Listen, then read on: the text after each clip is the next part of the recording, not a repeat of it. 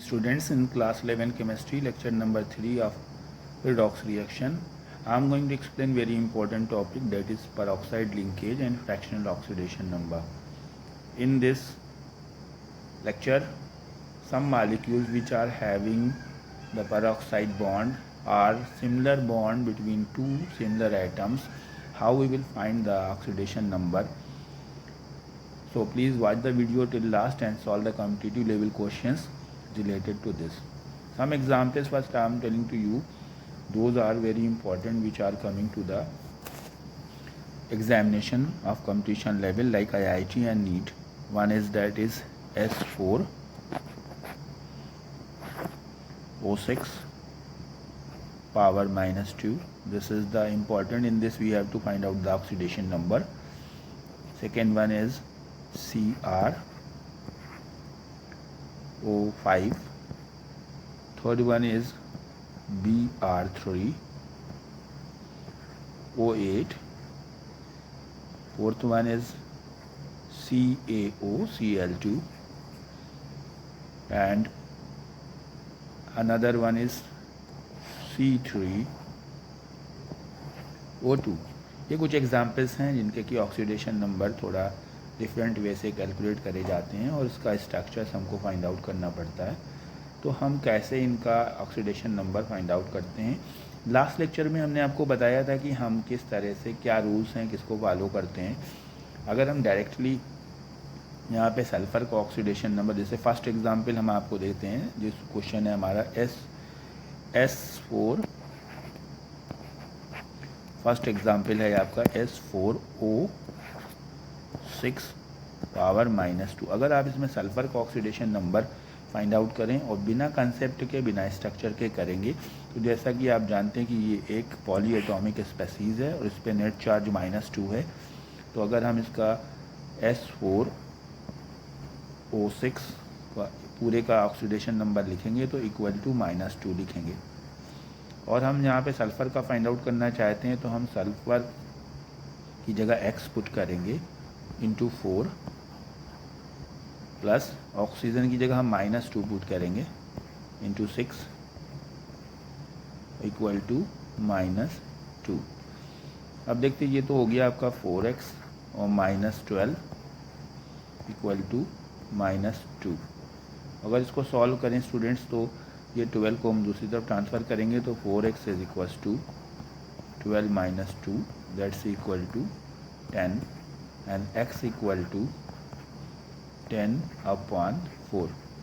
इस तरह से 5/2 आपका या 2.5 आप कैलकुलेट करके लाएंगे. लेकिन स्टूडेंट्स ये आंसर आपका रॉन्ग है क्योंकि किस तरह से इसमें सॉल्व करना है बिना स्ट्रक्चर के कॉन्सेप्ट के आपको नहीं किया जाएगा. और ये क्वेश्चन कंपटीशन लेवल में पूछा जा चुका है. ये जेई मेंस में 2009 में क्वेश्चन आया था. इसमें सल्फ़र में 4 एटम्स हैं और 4 एटम्स के ऑक्सीडेशन नंबर को फाइंड आउट करने के लिए इसमें पूछा गया. तो हमें पहले क्या करना है, पहले हम ये कहाँ पे रॉन्ग हो रहा है, क्या हमारा कॉन्सेप्ट है, इसका हमने लास्ट वीडियो में भी स्ट्रक्चर के अकॉर्डिंग आपको बताया है. तो आप एक बार फिर से इसको यहाँ पे समझिए कि इसमें किस तरह से पहले हम S4O8 का स्ट्रक्चर बनाते हैं. तो इसमें चूँकि S के 4 एटम्स हैं तो हम बनाएंगे S एंड S.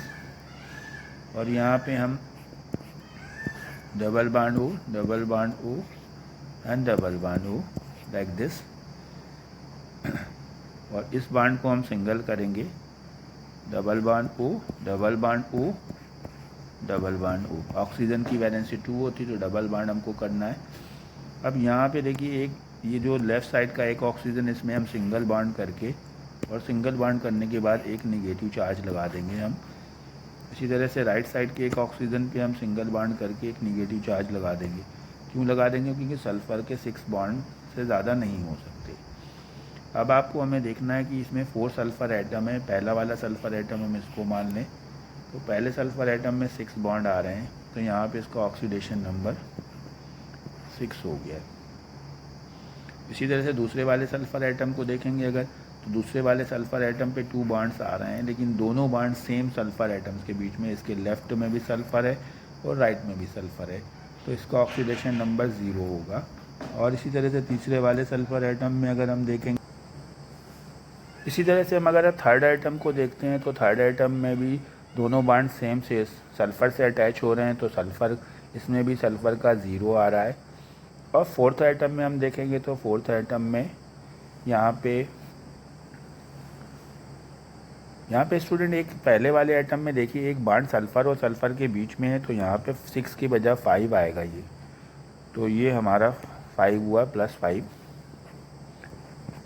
और लास्ट वाले एटम में भी हमारा जो है एक बॉन्ड सल्फ़र और सल्फ़र के बीच में है, तो यहाँ पे भी 5 आएगा। तो जो उसमें क्वेश्चन पूछा गया है कि जो सल्फ़र के 4 एटम्स हैं, सल्फ़र के 4 एटम्स में अगर हम पूछें तो उसका क्या क्या ऑक्सीडेशन नंबर आता है, और 4 ऑप्शन दिए गए थे उसमें। तो पहले एटम का +5, दूसरे एटम का 0, तीसरे एटम का 0 और चौथे एटम का +5। तो इस तरह से हमें निकालना है, लेकिन अगर हम एग्जैक्टली इनका एवरेज निकालते हैं तब 2.5 आता है। तो ऊपर जो आंसर हमने फार्मूले से कैलकुलेट किया है, तो उसमें कौन से एटम के बारे में बात कर रहा है, अगर हमें जस्टिफाई करेंगे तो ऐसे तो आप सारे एटम पे 2.5 मानेंगे, वो आपका रॉन्ग आंसर हो जाएगा। उसी तरह से हमारा दूसरा जो पार्ट है, दूसरा क्वेश्चन है जिसमें हम CrO5 की बात कर रहे हैं।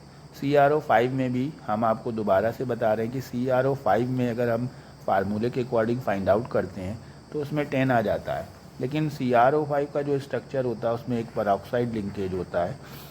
CrO5 में 5 ऑक्सीजन, क्योंकि क्रोमियम में 6 इलेक्ट्रॉन से ज़्यादा होते नहीं है लास्ट में, और लास्ट में 6 इलेक्ट्रॉन नहीं होंगे तो वो 6 से ज़्यादा कैसे शेयर कर पाएगा।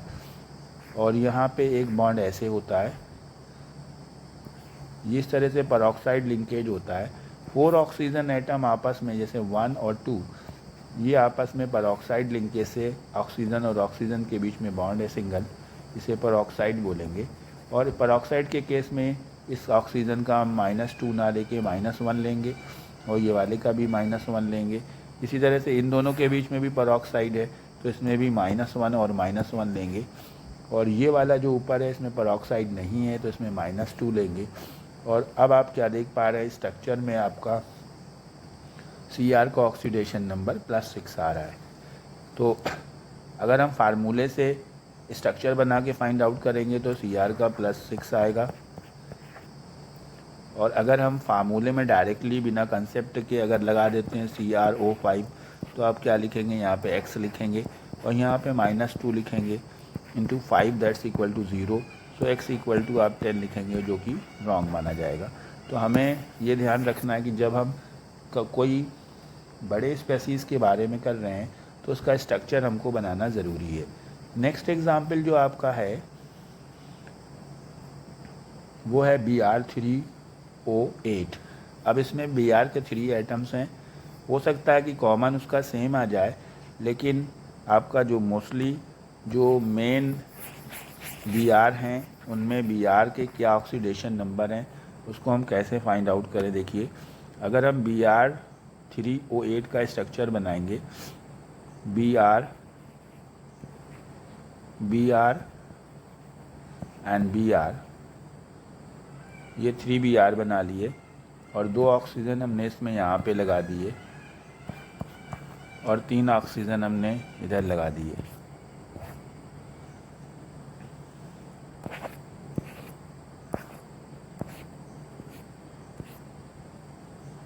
ये स्ट्रक्चर है